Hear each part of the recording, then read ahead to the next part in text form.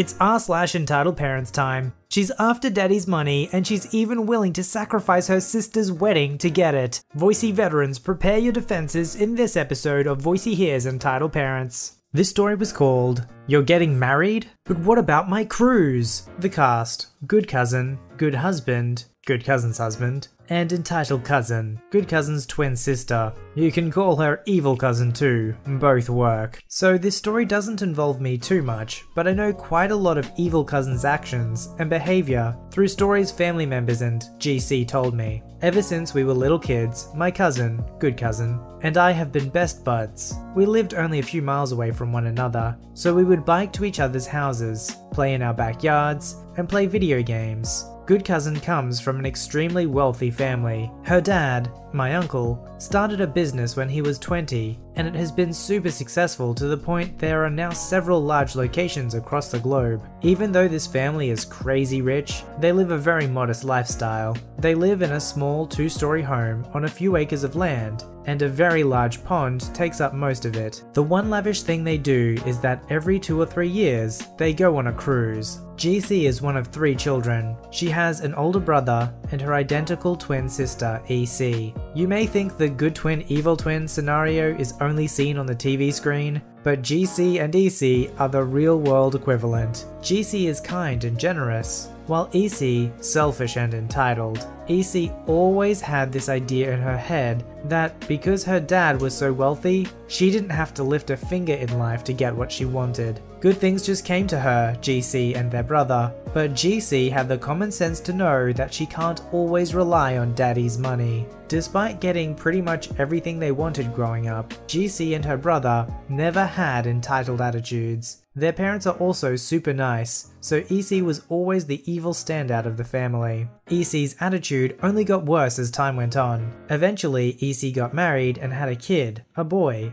EC's husband is just as nasty as she is, so they were kind of made for each other. Evil cousin always wanted to rub her child in good cousin's face. Like she wanted to gloat about having a kid before she did. Good cousin had a history of bad relationships. One time she came to her sister for advice after her boyfriend mistreated her. EC had the nerve to blame her weight and not using makeup to make herself more attractive. GC was afraid to date anyone after her last relationship disaster, but that changed when she finally met the man of her dreams, GH. I met GH personally and he's a giant teddy bear of a guy. He's the perfect guy to help heal GC's old wounds and give her the loving, happy life she deserves. Then, nearly 2 years after they met, GC and GH were engaged. The entire family was thrilled that GC finally got the man of her dreams, and her father wanted to throw a boatload of money to her to help pay for a beautiful wedding. For future reference, he did the same thing for EC when she got married, yet EC was not happy about how extravagant GC's wedding was going to be. GC wanted to be married at Niagara Falls and invite basically everyone she knew,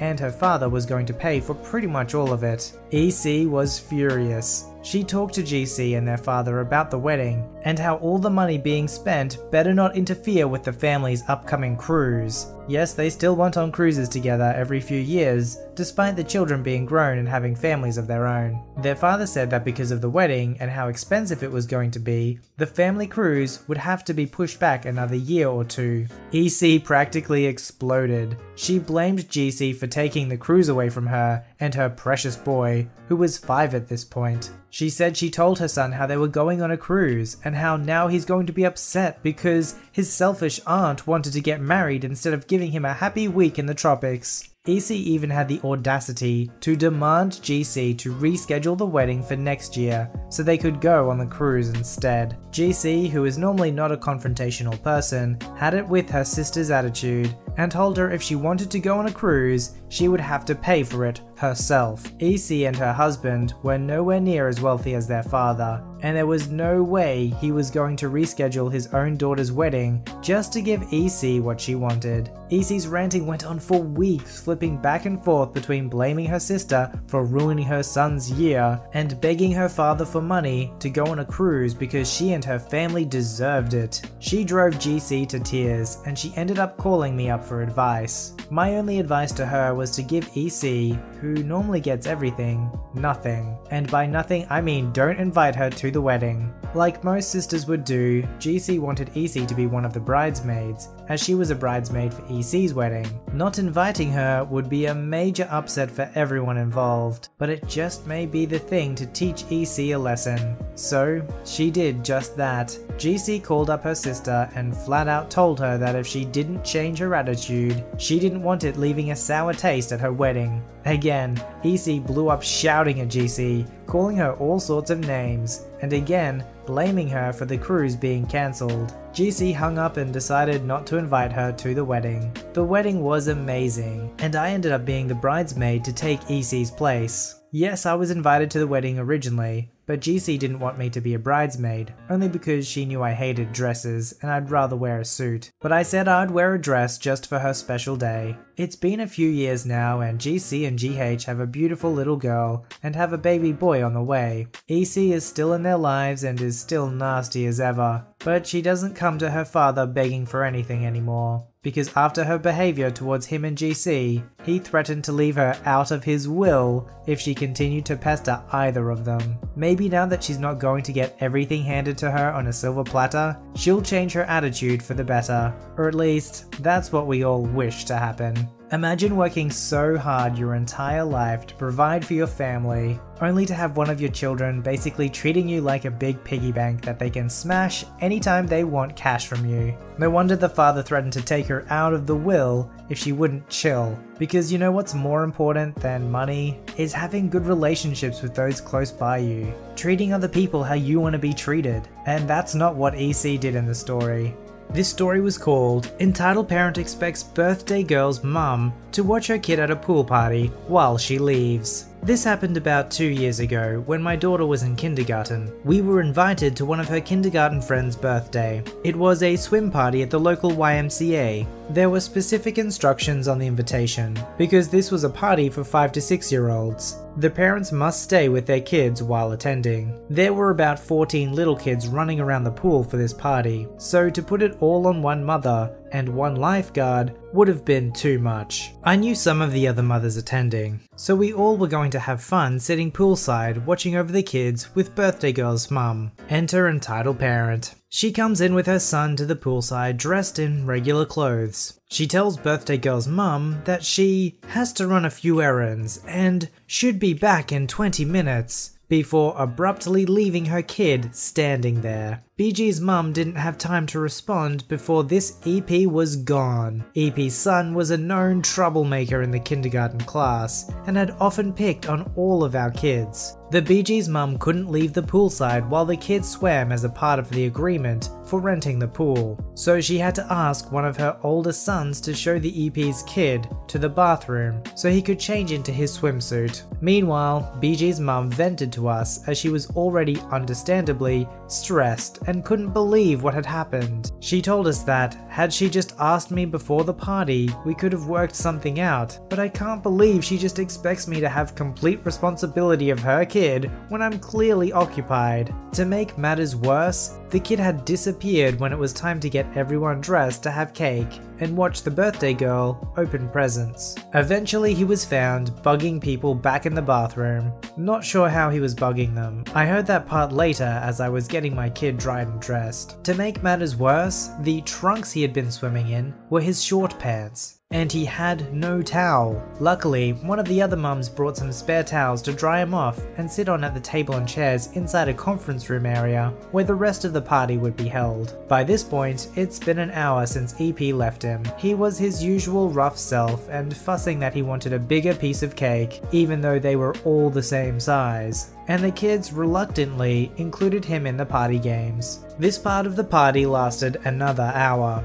After cake was eaten, games played, presents opened, and gift bags handed out, this kid's EP was still not back. People were leaving, and the BG's mum had to deal with taking decorations and watching over her kid, who was sweet in helping her. And EP's kid, who was running around like a bat out of heck. People helped her take down the decorations and get all the stuff to her car, while others watched over the kids. When I left, 2 hours 37 minutes into EP's disappearance, BG's mum was calling and trying to find this woman, as she and BG were tired and ready to go home. I don't know what eventually happened, but one way or another, the EP's kid got home. I noticed at the next classroom party that the things were very strained between BG's mum and EP. Wonder why? All I could remember thinking was that if this was a constant thing, that it was no wonder the kid was always getting into trouble in school. If you're not getting any attention, then I suppose any type of attention is good attention at that point. I think that final point really hits the nail on the head. There are a lot of kids who misbehave simply because they're not getting the right love, care, attention, and discipline that they should be getting at home. It's what continues the vicious cycle of entitled parent to entitled kid to choosing beggar,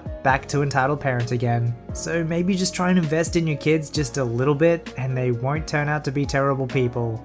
This story was called EP Wants Me to Release the Hounds. I work at an animal resort. We board dogs, cats, and everything in between. I've been working there for about a month and love working with all the animals that come through. Sometimes we get ones that are super skittish or dog aggressive, and we have to take certain care with them. We also give tours to people who are thinking of boarding their animals with us that sometimes last for hours because we work in an animal resort. They have animals. We have so much in common. Sundays are reserved for pickup of animals only. We have a 2-hour window where parents can pick up their fur babies, but it costs a little bit extra. The influx of people and the lack of people working the weekends always keeps us busy, so normally we don't give tours. I was working last Sunday when reception called to ask if someone could give a tour. I was in the middle of cleaning kennels, but would gladly take a tour to take a break. I walk up, super friendly like, and there's a woman there with her 2 children who are bouncing on their heels with anticipation.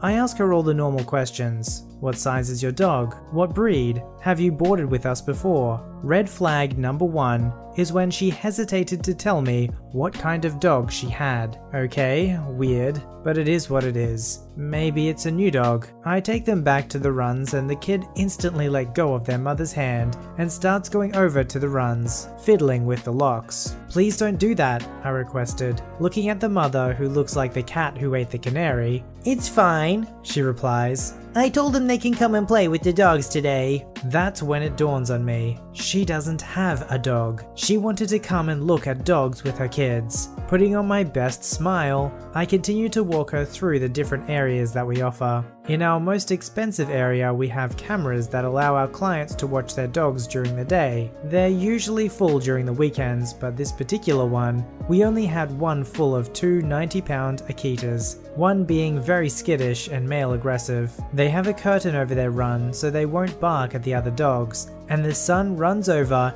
and tries to undo the lock because he can't see over the curtain. Wait, don't! I snap, but it's too late. The larger of the 2 Akitas is going ballistic, jumping on the glass and basically scaring the pants off the boy. He stumbles back and starts screaming and crying for his mum. His mother rushed over, scoops up her son and turns to me. "How dare you scare my son like that?" she snapped angrily, the child still screaming in his mother's ear. "Those dogs should be locked up." "Well, in all technicalities, ma'am, they are locked up," I responded, trying not to let the sarcasm through. She narrows her eyes and turns on her heel, storming out towards the lobby. "I'm going to tell your manager how poorly you're looking after these dogs," she yells right into my face. "You let a 6-year-old boy almost get his face eaten off." I'm scared at this point. I don't want to get fired. I've only been here a month, and if I lost this job, it would be a nightmare. However, our receptionist comes over, tells me that it's okay. She'll call my manager, and she can make a report. Dread in my heart, I go back and finish working on the kennels. Well, it turns out since the whole thing was recorded on our security cameras, they could see the woman was definitely in the wrong, and requested that she did not come back unless it was in the company of an animal she wished to have boarded. The resort got a nasty review on Yelp, my name not included, thank goodness. But she hasn't come back with a dog or a cat. What I would give to read that nasty review on Yelp. My genetically inferior clone, VoiceyHere 2, actually made a video r/Karen reviews, which I highly recommend you go check it out. I'll leave a link below. They are all real reviews that I found on Facebook and Yelp, and if you see a Karen leave their own review somewhere, be sure to submit it on r/Karen reviews. This fan-submitted story was called The Entitled Aunt and the Golden Egg. Okay, so this was a few months ago. On Easter, for those of you who don't know what that is, maybe overseas, it's when Christians celebrate Jesus' resurrection after being dead for 3 days, and celebrate with coloring eggs and hiding and hunting them and taking pictures with a giant rabbit. Kinda weird now that I type this out. Being from the south, it's a pretty big deal down here. Anyway, during this time, my hosting aunt decided to have the Easter celebration party or egg hunt at her house. Now my family is huge, like 100 plus people on my dad's side alone. This means that at least 50 relatives showed up at the party. This includes at least 20 to 25% of the people that showed up were children. With me being in college, I was now old enough to be put on egg hiding detail, with all of my other older cousins and the adults, including my mum, sister, my aunt who's hosting the party, and my dad's sister-in-law. As we're outside hiding the eggs, the kids were doing activities in the garage with the remainder of the adults. Now this part is important as it is a tradition of my family to keep the kids from knowing where the eggs are, as we hide 3 golden eggs. These are very special because they contain $5 to $20 in each of them, in which the money is donated by various family members. These eggs are specifically for the kids, so it's mutually respected that the adults don't seek them out. Until this happened, that is. After hiding the regular eggs, a mix of real and fake ones with candy, outside, we find a special place for the golden eggs. My hosting aunt's house is your typical southern one. Large yard, front and back with enough room for a grilling area, a couple of trees, a large porch, with rocking chairs, gravel driveway, even the front door has a burlap bow hanging from it. This is important as we actually hid one of the golden eggs in said bow. After all the eggs were hidden, we called all the children for the egg hunt. Time skipped to almost all the eggs being found except for the last golden egg, which had the $20. There were kids everywhere frantically searching for it, with me, my sister, my mum, and hosting aunt giving hints as each minute passed. Out then comes entitled aunt, as she quickly opens the front door and snatches the golden egg right out of the bow. Mum, sister, dad, dad's sister, cousin 1 and 2, and hosting aunt, and pretty much everyone else outside at the time stares in disbelief. Did she really just do that? Yes she did. But that wasn't for her. She knows. I then go inside to confront her as it was my $20 that I donated for the egg, followed by both cousins. Sister, mum, and dad's sister. Entitled aunt sits there talking to another woman I didn't even know. Hey, that wasn't for you, it was for the kids. So, I am a kid, just a big one. You are not a child, EA. Yes I am. I'm a child of God, so still counts. That's not fair, EA. It was meant for us. Yeah, we're the kids. You're going to take the money from your great nieces and nephews? They don't need it, but if they want the egg so bad, I'll give it to them. And keep the money. At this time, my mother was livid, as well as hosting aunt and sister. Mum turns to my dad. You need to get your sister. EA, give back the money, please. Why should I? You asked if anyone would like to join in the Easter egg hunt, they can. No, he said if any of the kids would like to participate, they can. Like we said before, that egg was not for you, and you claim yourself to be a child of God, yet you would steal from children? You should be ashamed. After that, we realized she wasn't going to give the money, and just ignored us by turning and continuing to talk to the lady she was talking to before. Everyone had left the room except for me, to which I soon followed, but not without giving her a dirty glance first. The rest of the family soon left her in the house with the woman, all gathering around the grilling area to share their disbelief. I soon learned this wasn't the first time she had done something like this, as she has nickel and dimed people before, even charging my grandfather, rest in peace, who was very old and very sick at the time, for a plate of food after he wasn't able to get food for himself all day, especially after all he had done for her prior to his health deteriorating. If you'd like your story to be narrated by me, don't forget to visit the subreddit r/VoiceyHere, link below. Don't forget to like this video and subscribe if you'd like to see more. Alright, I'll see you in the next one.